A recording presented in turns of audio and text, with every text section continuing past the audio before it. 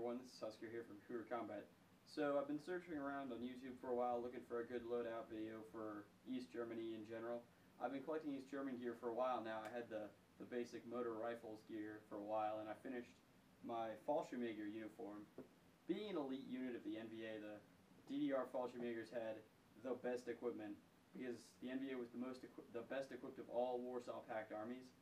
So they had top-rate gear comparable to all the Russians. So right here, I've got an MPI KMS 74 side folder. There's the KMS part. It has the wire folder stock, which is denotable to the East German, Romanian, and Polish armies. It uses Bakelite furniture. It has flip-up night sights. It has, the East Germans use Bakelite 74 magazines. It has the standard gray NVA sling. So it's not too special to the para units, but still they were the first unit to get the 74, and they used it the most. And then the rest of my uniform, I've got a para vest. Everything is in rain camouflage. I've got the para vest, which has 4 magazines. It holds 4 magazines. The SMHS 41 gas mask, which is basically a GP25 with a hose to the back filter. Canteen, radio hooked up to my one earpiece headset. Then I've got the I have the chemical uniform in the backpack, along with my shovel, which you can see sticking out of the back.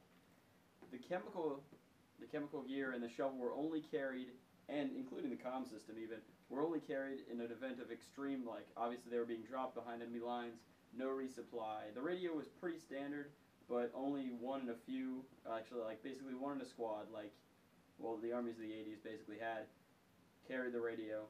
And then the entrenching tool and the chemical suit, and even the gas mask were only carried in, if you're dropped behind enemy lines, no resupply for weeks. And you see the pictures of the usual training of the Fallschirmjäger. They wouldn't wear any of this gear. They just wore the vest. The beret, which was very distinctive of the Fallschirmjäger uniform, was the gray-green beret that I'm wearing with the flash.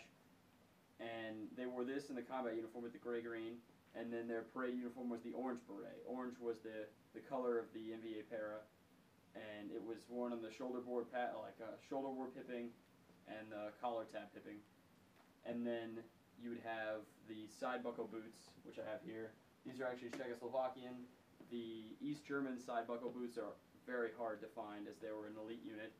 And then the only final thing I'm missing is the NVA Para dagger, which would go right here in my uniform pants. There's a distinctive pocket for it. The double buckle boots would actually be worn with the dress uniform as well, along with the enlisted wore a black beret, and the officers in parade would wear the orange beret. But I'll take my vest off. Also, other things I have in my vest are the cleaning kit for my AK-74, which is in this pocket. I have a compass. I have a lot of other gear, including my Makarov, which is in this shoulder pocket right here, which is a holster. All the uniforms have a holster pocket. My regular shirt has one as well. And then down to the base para uniform, which is also very special. None of this gear would get in the hands of any other normal NVA soldier. The entrenching tool, the carrier for the entrenching tool is very specific. It is a full cover rain camo carrier. It's not the leather outline carrier that most of the NVA units would wear and use. So my uniform has no chest pockets, with the exception of the Makarov pocket in the core. It has elbow patches, rib neck cuffs, the standard 2 arm pockets like the rest of the NVA. It has an elastic waist, and then my pants also have knee pads, a tie waist to go in the double buckle boots, the dagger holster, a back pocket, which is very unheard of in the NVA, the standard suspender loops, button fly, and then the standard button slash cut pockets. In the back pockets, the chem vest has back pockets right here. They hold grenades and standard equipment. This pocket is for the canteen, the radio, and your gas mask filter. The hose allows the filter to go to the front, or the hose allows the gas mask to be held in the front, and you just place it on you obviously would don the mask, and then if you get to it, when you are a halt in combat you to put on the chemical suit and continue to fight. My Makarov is the only one I could find it for an airsoft variant besides the elusive KWA. This is the KWC Makarov.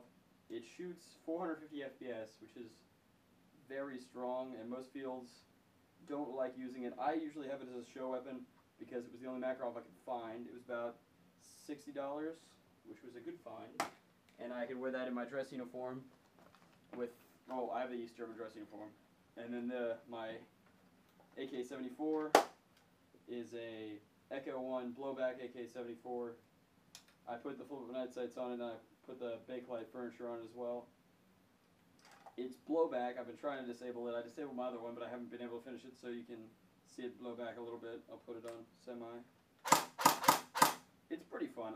I like the blowback feature. The only problem is that it obviously wears down the gearbox of the gun, and overall isn't very good. So, yeah. If you want to see the other uniforms I have the dress uniform, I have a Mod Schutzen uniform, which is the motor rifles, and I even have basic Grenztruppen Border Patrol uniform, which is basically the same as motor rifles, only with stripped down gear. Just comment. Well, goodbye. Thanks, YouTube.